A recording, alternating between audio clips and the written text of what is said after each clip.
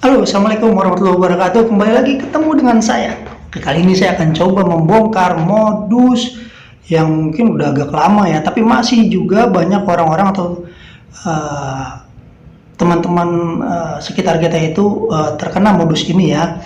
Ini terjadi pada teman-teman kita yang memiliki warung kelontong atau toko-toko ya yang menjual keperluan sehari-hari. Ini modusnya ini adalah dengan datangnya seseorang yang menawarkan untuk menitipkan barang di warung kita. Oke, contohnya seperti ini. Ada seorang yang bisa dikatakan mengaku sales ataupun orang biasa lah menawarkan suatu barang untuk dititipkan di warung kita ya dengan menjanjikan keuntungan yang lumayan. Contoh adalah kita ambil contoh madu ya. Ada orang yang menawarkan barang berupa madu yang ketika nanti laku terjual satu botolnya misalnya dari dia 100.000, nah harga jualnya kan itu 120.000, jadi keuntungan satu botol madu sekitar 20.000 rupiah.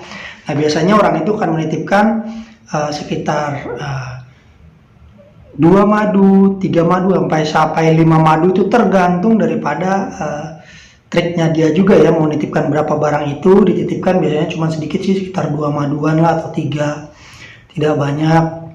Nah dititipkan di warung kita, setelah itu tinggalkan nomor telepon. Ketika laku atau memesan lagi nanti bisa hubungin daripada si orang yang menitipkan itu. Nah selanjutnya selang beberapa hari kemudian nanti akan ada uh, uh, dua orang lah atau kurang lebih 2 orangan yang menggunakan mobil yang cukup bagus gitu ya kan, yang berada di sekitar warung kita gitu. Ketika berada di warung itu, warung kita misalnya yang ketitipan itu, mobilnya itu mewah, di dalamnya itu berisi satu orang yang mengaku sebagai supir, yang kedua itu mengaku sebagai seorang orang kaya atau pengusaha ya.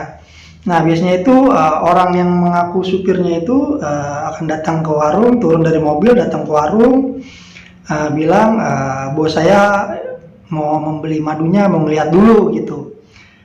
Boleh nggak? Oke lah bosnya, oke dipanggil, bosnya datang nih, dikasih sampel madunya dan si orang tersebut dengan meyakinkan bilang, wah ini ternyata madunya bagus nih, ini madu yang saya cari, madu yang emang bener-bener asli ya, madu yang bener-bener asli ini saya cari nih. Ini gini aja pak, ada berapa banyak ya barangnya yang di sini.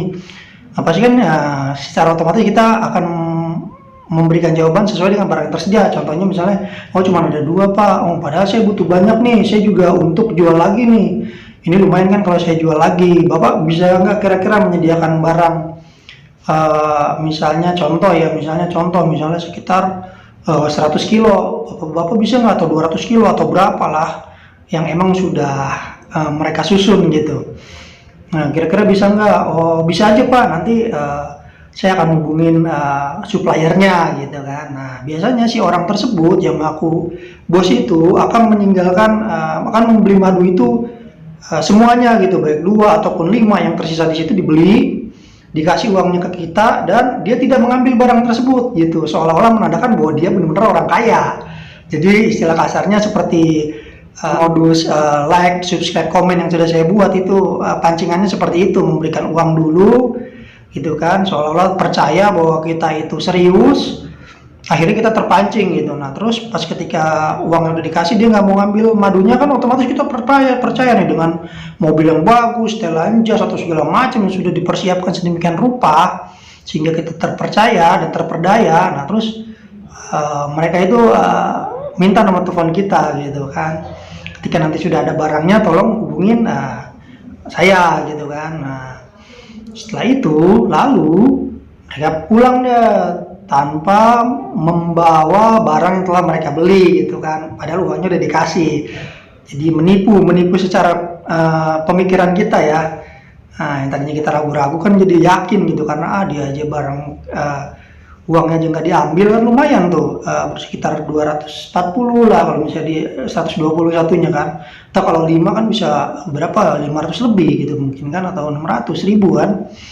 Nah, terus dia pulang, ketika dia pulang udah nanti terjalinlah komunikasi antara si supplier tuh yang tadi yang menitipkan barangnya itu dengan si pedagang ini yang ketitipan. Misalnya kita kan WhatsApp pada suppliernya untuk menyediakan pesanan barang ya.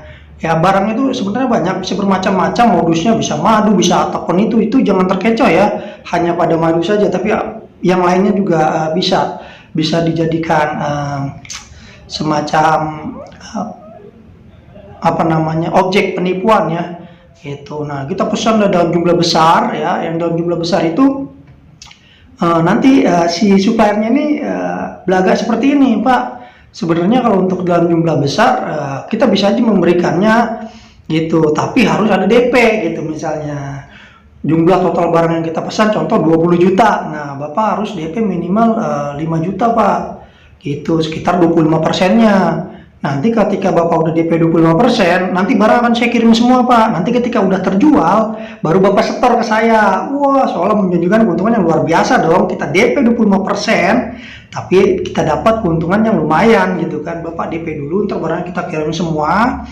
Nah, kita kirim semua, nanti Bapak ketika udah terjual, nanti baru Bapak setor lagi ke kita. Nggak apa-apa, Pak, sistem begitu, yang penting ada DP-nya dulu biar saya percaya. Padahal itu adalah trik penipu. Ketika kita transfer DP yang mereka minta berapapun itu, setelah itu mereka akan menghilang, kita diblok nomornya, dan wassalam, selamat merugi puluhan juta atau jutaan rupiah. Makanya teman-teman jangan mudah tertipu dan terkecoh oleh modus-modus seperti ini yang mengincar para pemilik warung dan pemilik toko. Solusinya adalah ketika ada yang hal seperti itu, ketika memesan barang banyak, kita sampaikan ke sana gitu, suppliernya untuk nyetok aja ke kita tanpa DP gitu. Nah, karena kan ini juga keuntungan kan, jangan sampai kita mudah tertipu untuk mentransfer uang berapapun itu ya. Ini modus objek barangnya itu bisa bermacam-macam, teman-teman jangan sampai tertipu. Sekali lagi, sudah banyak korbannya dan objeknya itu berbeda-beda, dan ini mungkin akan terus berkembang ya. Ya, ini intinya ketika seseorang melakukan trik penipuan pasti menjanjikan keuntungan yang luar biasa, dan juga biasanya dicari korban-korban yang memang terlihat gampang tergoda gitu lah keuntungan yang seperti itu. Mudah-mudahan